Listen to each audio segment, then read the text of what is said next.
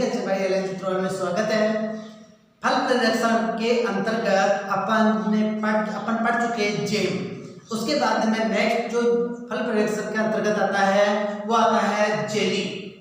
Next क्या पढ़ रहे हैं अपन? जेली, या जिसको मैंने क्या बताया था आपको, अवले है। जेम या जेली या अवले है। देखो जेम मैं पढ़ा चुका आपको।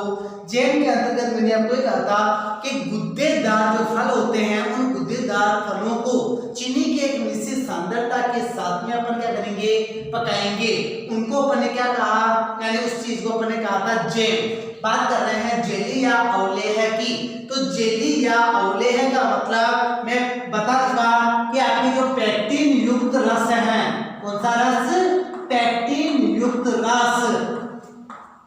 पेक्टिन युक्त रस को चीनी की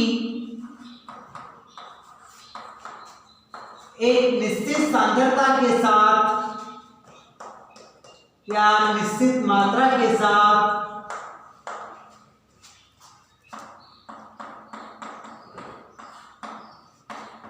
पकाकर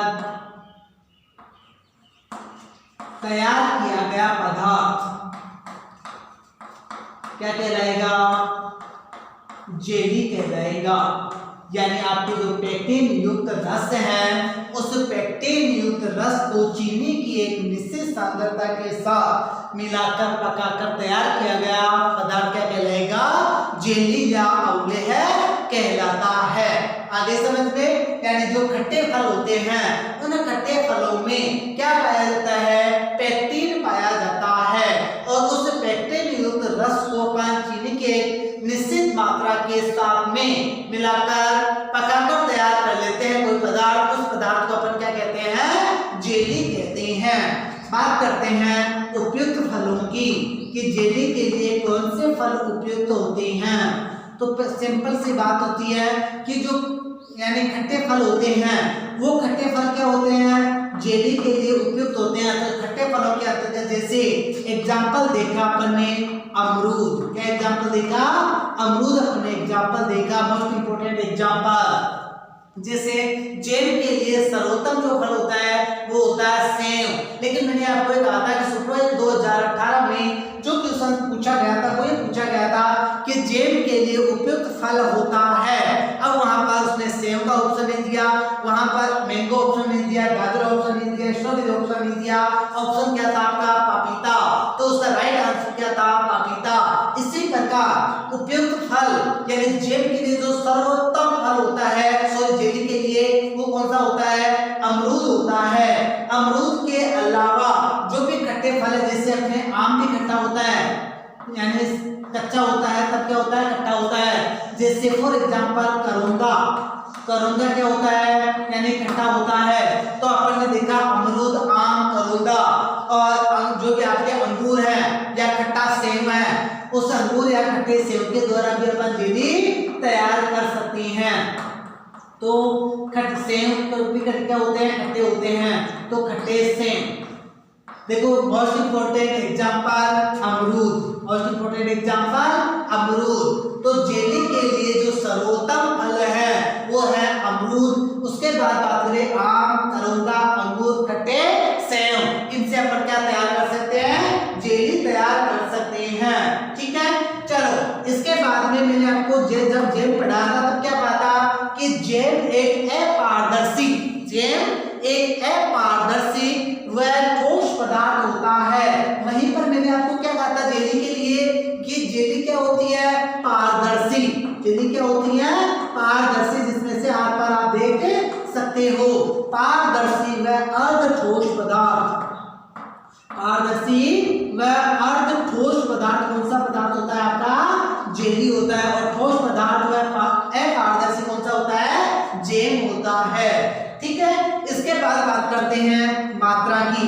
इसकी बात कर रहे हो, मात्रा की अपन बात कर लेते हैं। तो देखो मात्रा के लिए आपको ध्यान रखना है, यानी जो पेक्टिन होगा वो पेक्टिन कितना परसेंट होना चाहिए? आपका 1% होना चाहिए।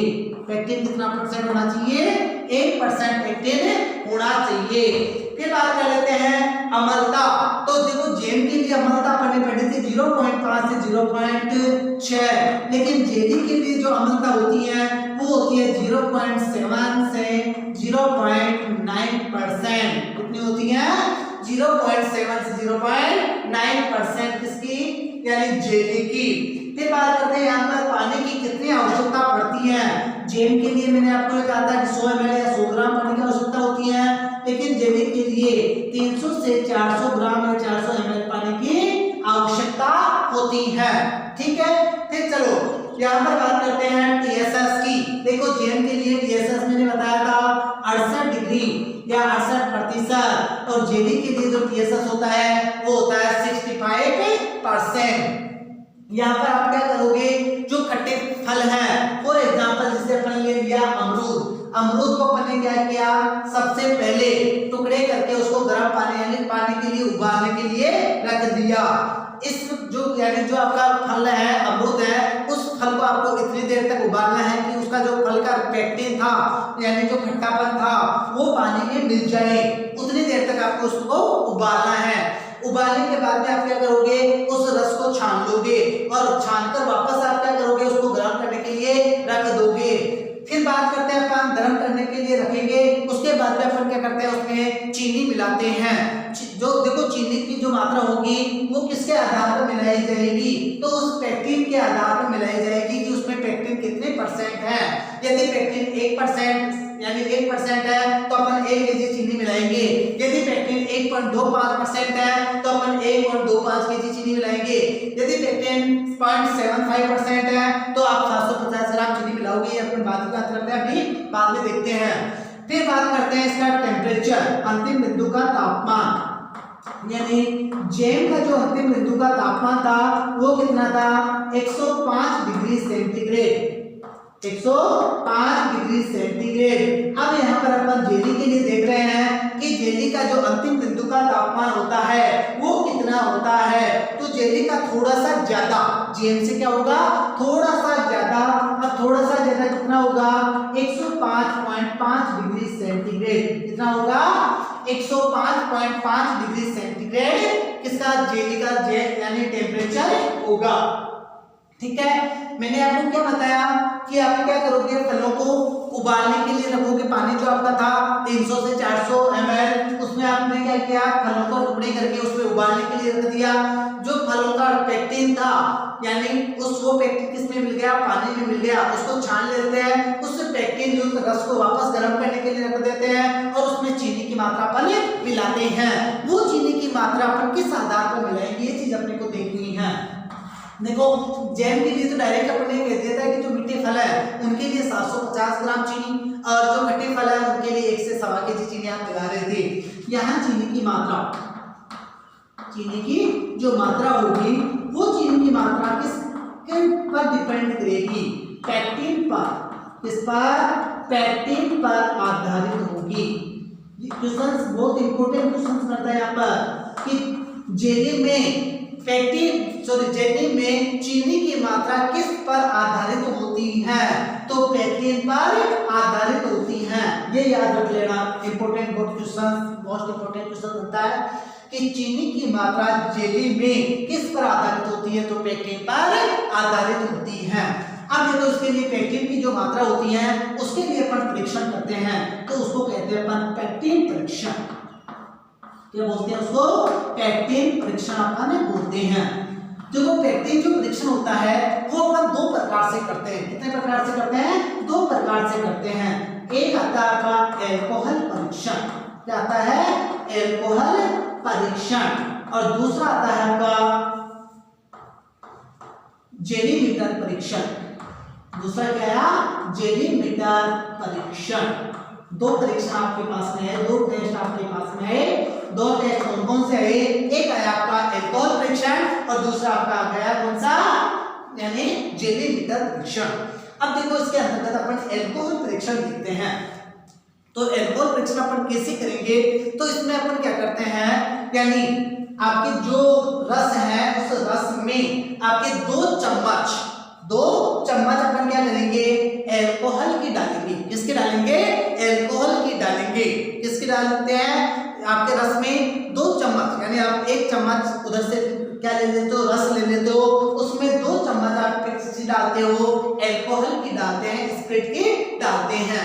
वहां पर उसको क्या करते हैं, मिलाकर हिलाते हैं। हिलाने के बाद में वो जो भी आपका पदार्थ था वो डेलों के रूप में परिवर्तित हो जाता है। किसके रूप में परिवर्तित हो जाता है, डेलों के रूप में परिवर्तित हो जाता है। अब यदि एक बड़ा डेला बनता है उस कंडीशन में, यहाँ मैंने आपको एक बार सुन लो पहले, चीनी की मात्रा में बता देता हूँ। एक बड़ा डेला बनता है तो उसमें चीनी की मात्रा क्या होगी, क्या क्या रखी जाएगी, यानी ज्यादा रखी जाएगी। मध्यम डेले बनते हैं उस कंडीशन में चीनी की मात्रा थोड़ी और कम हो जाएगी, और यानी छोटे छोटे डेले बनेंगे उस कंडीशन में आपको चीनी की मात्रा और कम हो जाएगी। ये तो आपके किसके आधार पर था, अल्कोहल परीक्षण के आधार पर था। दूसरा आपका आता है जेलीमीटर परीक्षण, यानी पेक्टिन को मापने का यंत्र कौन सा है, जेलीमीटर। पेक्टिन को मापने का यंत्र कौन सा है, जेलीमीटर। एक प्रकार की क्या होती है, नली होती है, उसमें अपन क्या करते हैं, अपना जो रस होता है वो रस अपन भर देते हैं, यानी नीचे का जो मुंह है वो अपन बंद कर लेते हैं, ऊपर के मुंह को अपन क्या करते हैं, यानी उसमें से रस डालते हैं। उसके बाद में अपन क्या करते हैं, नीचे की जो अंगुली होती है उस नीचे की अंगुली को अपन हटा लेते हैं और उसको नीचे गिरने देते हैं। 1 मिनट तक वो रस गिर जाए, उसके बाद में वापस अपन क्या करते हैं, नीचे जो सिरा होता है उस नीचे सिरे पर अंगुली लगाकर उसको बंद कर लेते हैं, और जो पेक्टिन की मात्रा होती है उसको माप लेते हैं। क्यों, क्योंकि पेक्टिन जिसका जो नली होती है उसके ऊपर क्या होते हैं, अंक निर्धारित होते हैं, तो उनको अपन क्या करते हैं, उसको माप लेते हैं। वो आता आपका जेलीमीटर परीक्षण। ठीक है, तो यहाँ आपको देखो जेलीमीटर परीक्षण और अल्कोहल मीटर परीक्षण के आधार पर, अल्कोहल परीक्षण के आधार पर आपको क्या करना है, चीनी मिलानी है। ये चीनी की मात्रा आपको कितनी रखनी है, ये चीज आपको देखनी है। तो यहाँ पर चीनी की मात्रा एक तरफ लिख लीजिए अल्कोहल परीक्षण, और एक तरफ आप लिख लीजिए जेलीमीटर परीक्षण। एक तरफ आपने लिखा जेलीमीटर परीक्षण। ठीक है, ये इन दोनों के आधार पर आप क्या करोगे, चीनी मिलाओगे। क्या करोगे, चीनी मिलाओगे। अब देखो यहाँ पर, यानी अपन क्या करते हैं, यहाँ अपन क्या करते हैं, अल्कोहल परीक्षण में मैंने क्या कहा, एक बड़ा डेला बन गया। क्या बन गया, एक बड़ा डेला बन गया। और मैंने यहाँ पर जो जेलीमीटर परीक्षण है, इस जेलीमीटर परीक्षण के लिए क्या कहा कि अपने जो पाठ्यांक आया है वो पाठ्यांक आया है 1.25% अपना क्या आया है, इसका पाठ्यांक आया है। इस कंडीशन में यानी बड़ा डेला, इधर पेक्टिन की मात्रा कितनी आई, 1.25, इस कंडीशन में चीनी मिलाओगे आप 1.25 केजी। कितनी चीनी मिलाओगे, 1.25 केजी चीनी मिलाओगे। फिर बात कर रहा हूं मैं यहाँ पर मध्यम डेला बना, यानी मध्यम 2-3 डेले बने, मध्यम डेले बने, उसी कंडीशन में आपको, और दूसरी चीज यहाँ जेलीमीटर का जो पाठ्यांक था वो था 1%। क्या कितना था, 1%। उसी कंडीशन में आपको चीनी मिलानी है 1 केजी। कितनी मिलानी है, 1 केजी। और यहाँ पर आपके छोटे छोटे डेले बन रहे हैं, खूब सारे छोटे छोटे डेले बन रहे हैं। उसी कंडीशन में, और दूसरी कंडीशन आपकी जेलीमीटर की थी कि यहाँ पर आपका जो पाठ्यांक था वो पाठ्यांक आता है 0.75%। उस कंडीशन में आप चीनी मिलाओगे 750 ग्राम। कितने मिलाओगे, 750 ग्राम चीनी मिलाओगे। और यहाँ पर यानी कोई डेला नहीं बनता है, यहाँ यदि पेक्टिन की मात्रा कितनी है 0.50, उस कंडीशन में जेली तैयार नहीं कर सकते, अपन जेली तैयार नहीं कर सकते। किस कंडीशन में, आपके 0.5% की कंडीशन में आप जेली तैयार नहीं कर सकते। यह आपके किस आधार पर, यानी अल्कोहल परीक्षण और जेलीमीटर परीक्षण के आधार पर अपन ने चीनी मिला ली। ठीक है, चलो अब क्या करेंगे, चीनी मिलाने के बाद में चीनी मिलाने के बाद में आप क्या करोगे, अंतिम बिंदु की जांच करोगे। यानी सारा काम कर लिया अपन ने। सारा काम करने के बाद में अपने को क्या करना होता है, वही साइट्रिक अम्ल थोड़ा सा, यानी वही 1.5 से 2 ग्राम आपको डालना है। कितना डालना है, 1.5 से 2 ग्राम डालना है। अब यहाँ पर अंतिम बिंदु की जांच कर रहे हो, अंतिम बिंदु की जांच, यानी आपका जेली तैयार है या नहीं है। अंतिम बिंदु की जांच कैसे पता लगाओगे कि आपकी जेली तैयार है या नहीं है। तो देखो पहली चीज है आपका जो अंतिम बिंदु होता है, उस अंतिम बिंदु का टेम्परेचर कितना होना चाहिए, ये चीज आपको मैं बता चुका। 105.5 डिग्री सेंटीग्रेड कितना होना चाहिए, 105.5 डिग्री सेंटीग्रेड टेम्परेचर होना चाहिए अंतिम बिंदु का। दूसरी चीज, जितनी आप चीनी मिलाओगे उस चीनी का 1.5 गुना भार क्या हो जाता है, तैयार जेली हो जाती है। वही चीज जेब में जो चीज मिला देखी अपन ने, वही चीज अपने को यहाँ पर देखनी है। तीसरी चीज आपका यानी तिकोनी चादर के रूप में लटकना। किसके रूप में, तिकोनी चादर के रूप में लटकना, यानी इसको कहते हैं सीट टेस्ट। तिकोनी चादर के रूप में लटकना। अब इसको समझना एक बार, यानी इसको मैंने कहा सीट टेस्ट या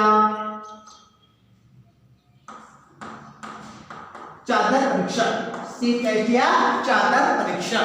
अब यहाँ देखो अपन क्या करते हैं, एक चम्मच में जेली, जो भी आपका जेली का जो तैयार जेली थी उसको एक चम्मच में लेते हैं और चम्मच में लेकर क्या करते हैं, तिरछा गिराते हैं। कैसे गिराते हैं, तिरछा गिराते हैं। यदि आपकी तैयार जेली तैयार है, इट मींस वो क्या होगी, तिकोनी चादर के रूप में लटक जाएगी, यानी बीच में से टूटेगी नहीं। ठीक है। और यदि आपके अभी तक जेली तैयार नहीं है तो क्या होगी, बीच में से टूट के गिरेगी नीचे। तो आपका जो चादर परीक्षण या सीट परीक्षण था, वो सीट परीक्षण क्या है, यानी आपका जो जेली है वो आपकी जेली कैसी होना चाहिए, यानी तैयार जेली सीट, यानी आप नीचे गिराओगे उसको चम्मच में लेके तो एक तिकोनी चादर का रूप ले लेती है। फिर बात करते हैं, वही आप जैसे जेल में आपने तैयार किया था, एक भरे हुए पानी के गिलास में, एक भरे हुए पानी के गिलास में एक बूंद आप जेली की डालोगे तो वो क्या होगी, बिना घुले हुए पेंदे में बैठ जाएगी। और यदि ऐसा होगा तो क्या होगा, आपका जेली तैयार मानी जाएगी। इस प्रकार आप क्या करते हो, अंतिम बिंदु की जांच करते हो। ठीक है। चलो इसके बाद में कुछ कठिनाइयां उत्पन्न होती है जेली बनाते समय, तो कठिनाइयां अपन देखते हैं कि कौन कौन सी कठिनाइयां अपने को देखने को मिलती है।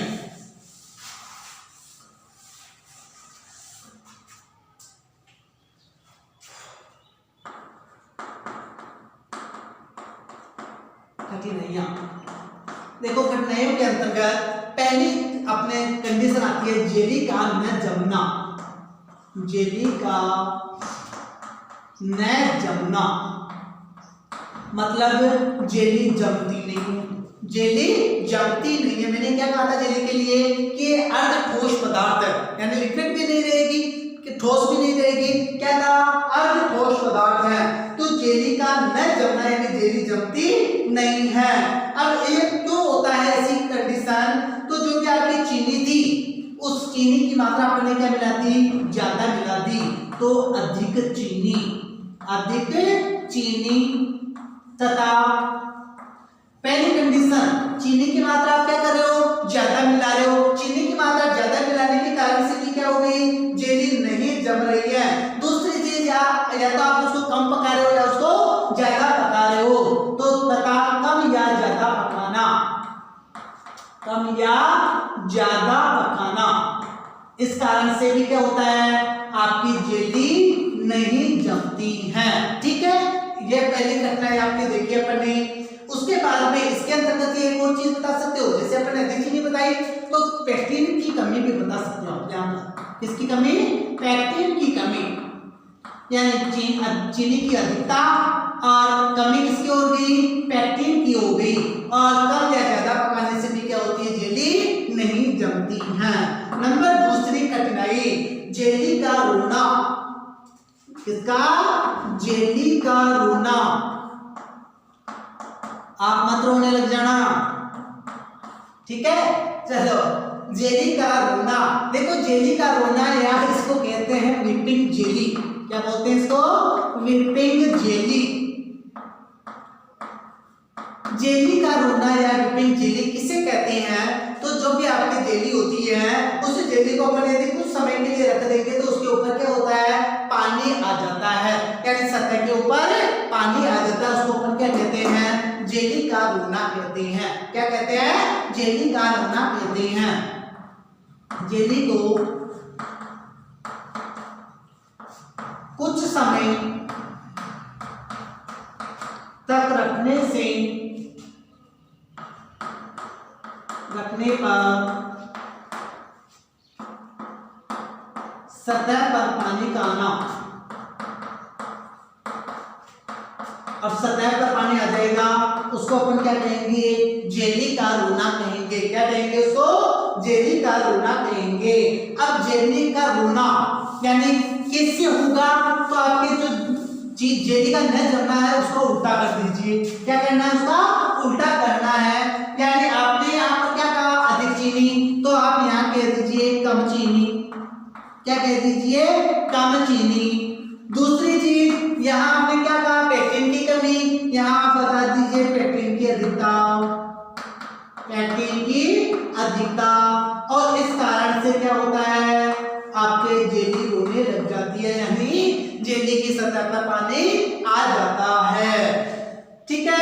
तीसरा, आपके तीसरी घटनाएं जो उत्पन्न होती है वो होती है जेली का अपारदर्शक होना। जेली का अपारदर्शक होना, यानी जेली क्या हो जाती है? अपारदर्शक हो जाती है। जैसे जेली था कैसा पदार्थ था? पारदर्शक पदार्थ था। तो यहाँ पर कहते हैं अपन जेली का अपारदर्शी होना। क्यों हो जाती है जेली अपारदर्शी? तो देखो, अपन क्या करते हैं? जब पेक्टिन रस प्राप्त करते हैं, जब पेक्टिन अपन प्राप्त करते हैं, उस समय अपन क्या करते हैं? फलों का जो फल होते हैं उसको ज्यादा पका लेते हैं, और ज्यादा पकाने से जो गुदा होता है वो गुदा कहाँ मिल जाता है? रस में मिल जाता है, जिसके कारण क्या हो जाती है? जेली अपारदर्शक हो जाती है। तो यहां लिख दीजिए, पेक्टिन रस प्राप्त करते समय, पेक्टिन रस प्राप्त करते समय फलों को अधिक पकाने से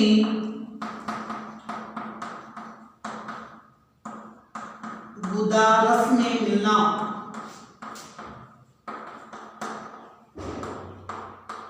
और गुदा रस में मिल जाएगा तो क्या हो जाएगा? आपकी जेली अपारदर्शक हो जाएगी। ठीक है, आ गया समझ में? चलो, इसके बाद में देखते हैं अपन नेक्स्ट अपना पानक। क्या देखते हैं? नेक्स्ट जो पदार्थ होता है वो नेक्स्ट पदार्थ देखेंगे पानक।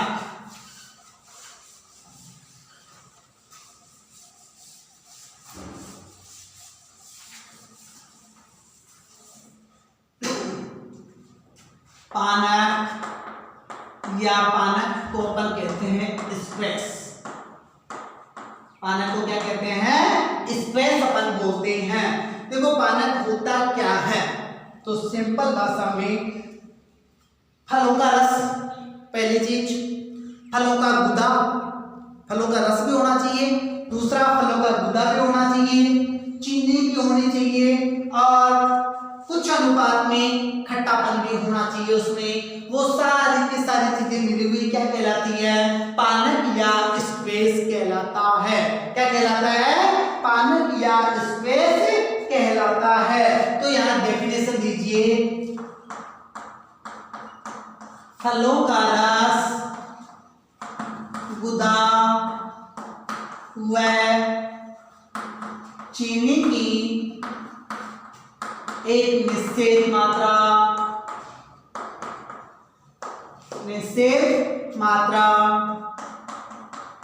मिलाकर तैयार किया गया पदार्थ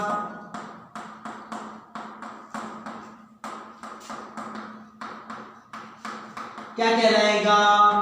पानक या स्क्वैश कहलाएगा। यानी फलों का रस, फलों का गुदा और चीनी की एक निश्चित मात्रा होगी, वही पदार्थ क्या कहलाएगा? पानक या स्क्वैश कहलाएगा। अब बात करते हैं यानी इसके संगठन की कि इसमें क्या क्या होता है, किन किन चीजों से मिलकर ये बनता है, किसकी मात्रा कितनी होती है। तो संगठन के अंतर्गत देखो, सबसे पहले यानी फलों का रस कितना होना चाहिए, फलों का रस कितना होना चाहिए, तो आपको बताना है कि जो पानक या स्क्वैश होता है उसमें फलों का रस 25% होना चाहिए। फिर बात करते हैं चीनी की मात्रा। किसकी मात्रा?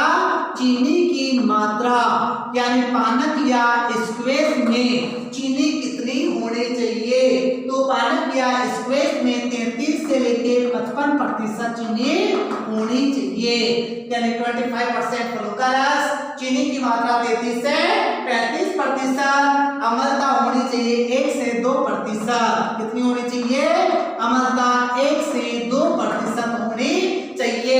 और लास्ट बात करते हैं TSS की, कि आपका जो पानक या स्क्वैश होता है उसमें TSS कितना होता है, तो यहाँ पर होता है 40%। वेरी मोस्ट इंपोर्टेंट क्वेश्चन फिर यहाँ से आपके कोटा एग्रीकल्चर यूनिवर्सिटी के अंतर्गत एक यानी पेपर लगा था, जिसमें पेपर में पूछा गया था कि पानक का TSS कितना होता है, तो पानक का TSS यानी कुल घुलनशील ठोस पदार्थ 40% होता है। आगे समझ में? चलो इसके बाद बात करते हैं अपन उपयुक्त फल, यानी पानक के लिए कौन कौन से फल उपयुक्त रहते हैं। देखो, सब जेल के लिए भी आपको अलग से ढंग से याद रखना है, जेली के लिए भी याद रखना है, पानक के लिए भी आप ध्यान रखोगे। क्यों? क्योंकि यहाँ से क्वेश्चन मोस्टली बनते ही बनते हैं। तो जो भी आपका पानक होता है या स्क्वैश होता है, उसके लिए अपने आम यानी आम का अपन पानक तैयार कर सकते हैं, अंगूर का पानक तैयार कर सकते हैं, नींबू वर्गीय फल होते हैं। कौन से? नींबू वर्गीय फल होते हैं, उन नींबू वर्गीय फलों का अपन पानक तैयार कर सकते हैं, लीची का पानक तैयार कर सकते हैं। तो आम, अंगूर, नींबू वर्गीय फल, लीची का अपन क्या कर सकते हैं? पानक तैयार कर सकते हैं। ठीक है, बात करते हैं पानक यानी पानक में जो भी आपके फल ले रहे हैं, उन फलों में अपन यानी जो भी परिरक्षक पदार्थ था, वो परिरक्षक पदार्थ कौन सा काम में लेते हैं। तो यहाँ पर जो भी मैंने आपको बहुत अच्छी तरह से पढ़ा चुका मैं कि जो भी आपके रंगीन फल होते हैं, उन रंगीन फलों के लिए सोडियम बेंजोएट काम में लोगे, और जो रंगहीन फल होंगे उनके लिए आप पोटेशियम मेटाबाइसल्फाइड काम में लोगे। ठीक है, चलो इसके बाद देखते हैं शरबत। नेक्स्ट अपना जो भी आता है इसके अंतर्गत वो आता है शरबत। क्या आता है? शरबत।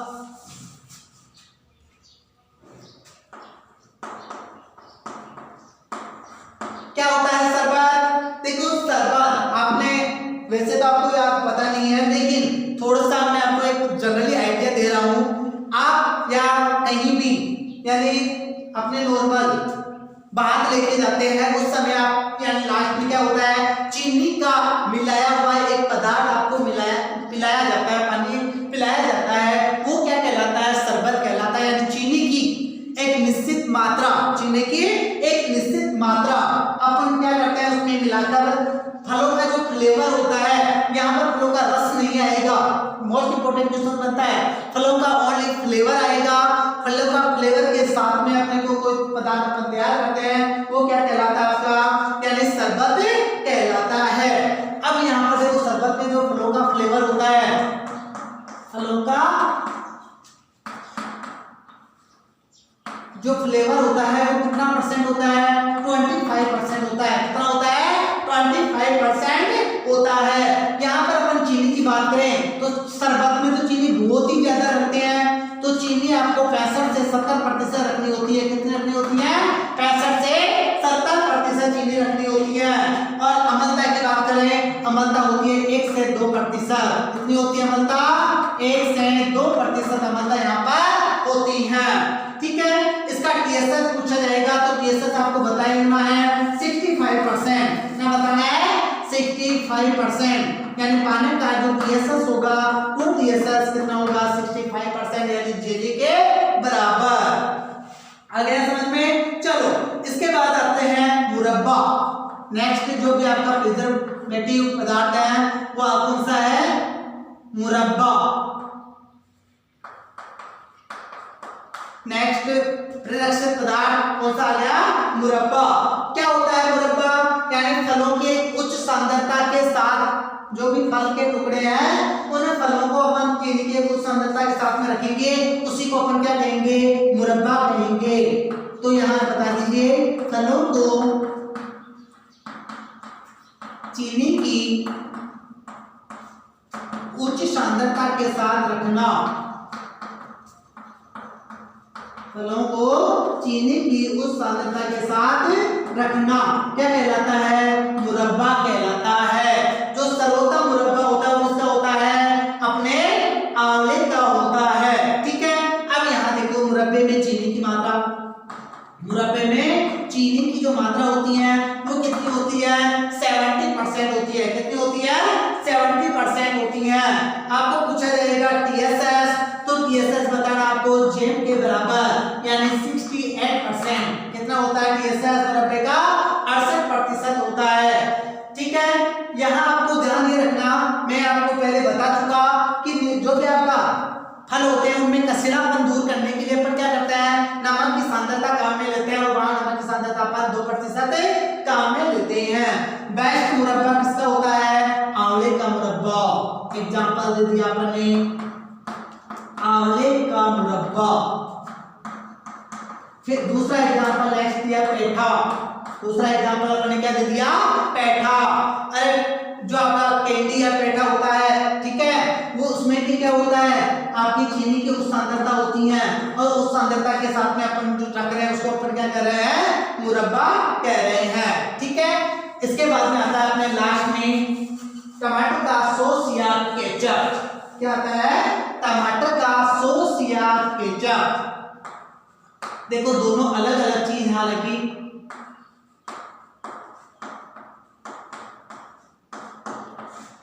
क्या करते हैं? टमाटर का जो रस होता है उस रस को चीनी की एक मात्रा के साथ में, तथा जो भी आपके मसाले हैं उन मसालों के साथ में, मसालों का जो रस होता है उसके साथ में रखते हैं अपन, उस तैयार करते हैं, तो उसको अपन क्या कहते हैं? केचप या सॉस कहते हैं। यहाँ थोड़ा सा एक ही चीज आपको ध्यान रखनी है कि जो केचप होता है थोड़ा सा गाढ़ा होता है। क्या होता है? केचप थोड़ा सा गाढ़ा होता है। गाढ़ा होगा मतलब TSS ज्यादा होगा। TSS कितना होता है? 25% होता है। कितना होता है? 25% होता है। सॉस का जो TSS होगा वो क्या होगा? 16%। कितना होगा? 16% होगा। आगे समझ में? यानी केचप सॉस से थोड़ा सा गाढ़ा होता है, जिसके कारण TSS क्या हो गया? ज्यादा हो गया। कितना हो गया? 25%। और सॉस का जो यानी सॉस का जो TSS है वो कितना हो गया? 16% हो गया। अब बात करते हैं, यानी हालांकि आपको ये चीज नहीं पूछ रहेगी सामग्री, लेकिन फिर भी आपके ध्यान रखना कि जो टमाटर का रस होता है वो अपन काम में लेते हैं 1 लीटर। कितना काम में लेते हैं? 1 लीटर। टमाटर का जो रस होता है वो रस कितना होता है? 1 लीटर होता है। और जो चीनी की मात्रा होती है वो चीनी की मात्रा अपना ओनली और ओनली काम में लेते हैं 100 ग्राम। कितनी काम में लेते हैं? 100 ग्राम काम में लेते हैं। देखो बनाने की विधि बता देता हूँ। टमाटर पके हुए, पूर्ण पके हुए टमाटर होने चाहिए, जिसमें क्या होगा?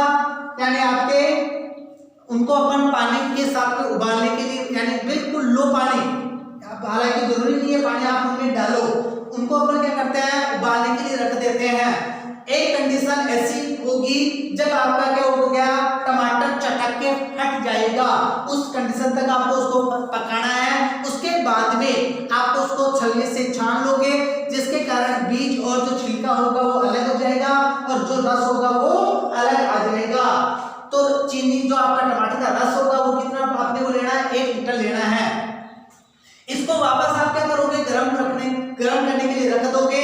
चीनी की जो 1/3 मात्रा है, यानी 100 ग्राम का 1/3 भाग आप क्या करोगे? जब गर्म करने के लिए रखते हो उस समय आप उसमें मिला देते हो। उसके बाद में आप उसमें क्या करते हो?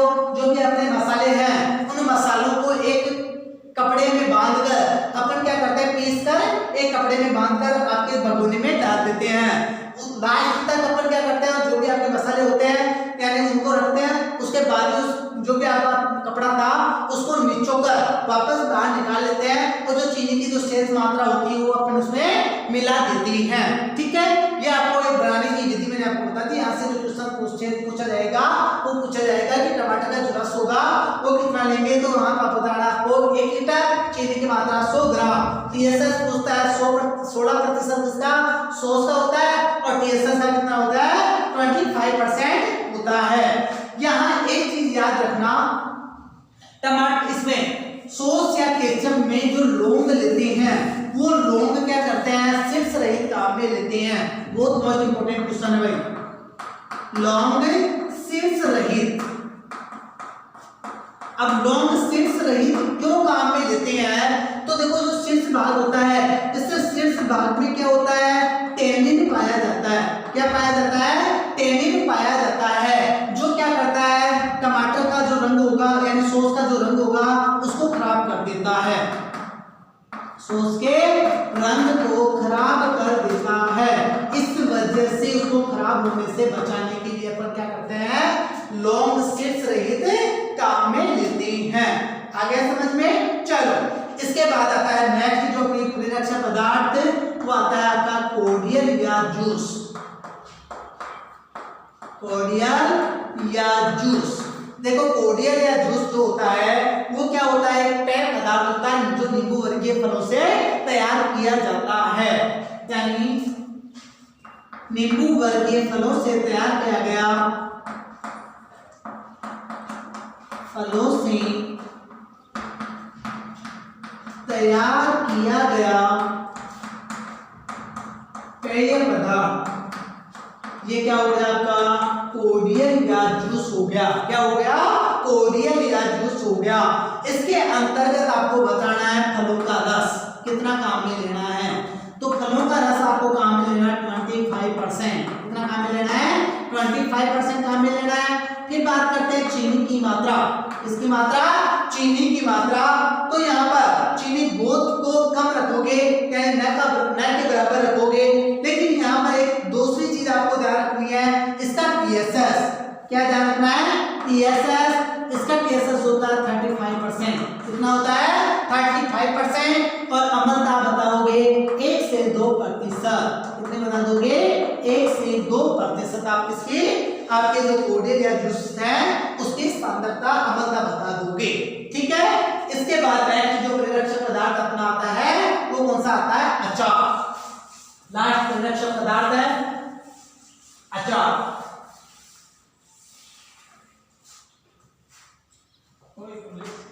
देखो अचार सब जानते हैं क्या होता है अचार, यानी कोई भी जैसे नींबू है या कोई और चीज का जैसे मैंगो है उनका अपन क्या करते हैं, अचार तैयार करते हैं। अचार में क्या होता है, यानी लैक्टिक अम्ल किण्वन होता है। क्या होता है अचार, यानी परिरक्षक जो पदार्थ होगा उसमें अपन तेल मिला देते हैं। क्या करते हैं, तेल मिलाते हैं। दूसरी चीज अपन इसमें क्या करते हैं, यानी लैक्टिक अम्ल किण्वन होता है। कौन सा अम्ल किण्वन होता है, लैक्टिक अम्ल किण्वन होता है। मैं आपको पहले बता चुका, लैक्टिक अम्ल यानी आप क्या करोगे, सिरका काम में लोगे। क्या काम में लोगे, सिरका काम में लोगे। और जो सिरका होता है उसमें एसिटिक अम्ल कितना होता है, सिरके में एसिटिक अम्ल वैसे तो होता है 5 से 6%। कितना होता है एसिटिक अम्ल, 5 से 6% होता है। लेकिन यहाँ देखो थोड़ा सा ध्यान देना, सिरके में एसिटिक अम्ल कितना होता है, पहला क्वेश्चन 5 से 6%। कितना होता है, 5 से 6%। दूसरी चीज जो आपको क्वेश्चन पूछा जाएगा वो ये पूछा जाएगा कि एसिटिक अम्ल की कितनी मात्रा काम में लेते हैं अचार के लिए। तो यहाँ पर आप ध्यान रखोगे, अचार को परिरक्षित करने के लिए एसिटिक अम्ल की मात्रा काम में लेते हैं 2 से 3%। ठीक है, ये आपके समझ में आ गया। चलो अब बात करते हैं, यहाँ पर मैंने आपको क्या कहा कि अपन अचार को परिरक्षित करने के लिए तेल का प्रयोग भी करते हैं। किसका प्रयोग करते हैं, तेल का प्रयोग भी करते हैं, चीनी का प्रयोग भी करते हैं और नमक का प्रयोग भी करते हैं। यानी अचार को परिरक्षित करने के लिए चीनी भी प्रयोग में ले सकते हैं, नमक भी प्रयोग में ले सकते हैं। तो नमक आपको लेना है 15 से 20%। कितना लेना है, 15 से 20%। और जो चीनी होगी वो वो चीनी आपको काम में लेनी है 60, सॉरी उल्टा मैंने लिख दिया, चीनी होगी वो काम में लेनी है 65%, यानी अचार को परिलक्षित करने के लिए नमक की मात्रा होगी, वो नमक की मात्रा होगी आपके पास 60% और चीनी की मात्रा होगी 65%। ये आपका फल परिलक्षण का जो टॉपिक था वो कंप्लीट होता है।